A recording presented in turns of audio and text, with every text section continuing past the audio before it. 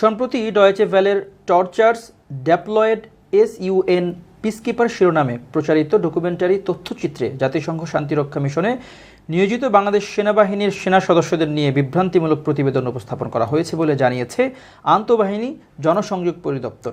এক সংবাদ বিজ্ঞপ্তিতে ISPR এ তথ্য জানায়।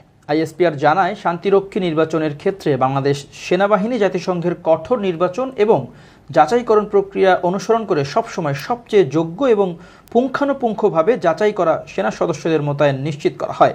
সর্বদা এই প্রক্রিয়া অনুসরণের মাধ্যমে বাংলাদেশ সেনাবাহিনী শান্তিরক্ষী নির্বাচনে উচ্চমানের আচরণবিধি এবং পেশাগত দক্ষতার দায়বদ্ধতা প্রমাণ করেছে।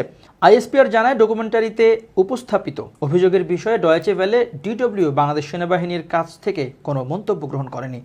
পক্ষপাতমূলক ও একপেশে এই প্রতিবেদনের লক্ষ্য ও উদ্দেশ্য প্রশ্নবিদ্ধ।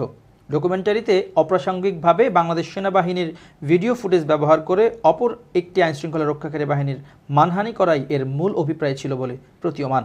এটি সম্পূর্ণ একটি পক্ষপাতদুষ্ট অভিপ্রয়াস, যা ডকুমেন্টারিটির বিশ্বাসযোগ্যতা ও গ্রহণযোগ্যতা বিনষ্ট করেছে, জানায় ISPR।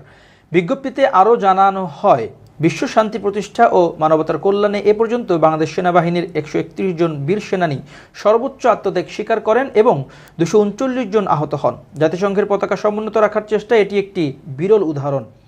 এছাড়া গত 3 দশকে জাতিসংঘের অধীনে দায়িত্ব পালনকালে বাংলাদেশ সেনাবাহিনীর শান্তিরক্ষীরা যে কোনো ধরনের মানবাধিকার লঙ্ঘনের অভিযোগ থেকে মুক্ত, যা একটি দৃষ্টান্তমূলক অর্জন। এসব বক্তব্যের প্রেক্ষিতে আন্তর্জাতিক শান্তিরক্ষার মতো গুরুত্বপূর্ণ বিষয়গুলোতে গণমাধ্যমগুলোর ন্যায্য এবং ভারসাম্যপূর্ণ প্রতিবেদনের নীতি মেনে চলা অত্যন্ত প্রয়োজনীয় বলেও মনে করে ISPR।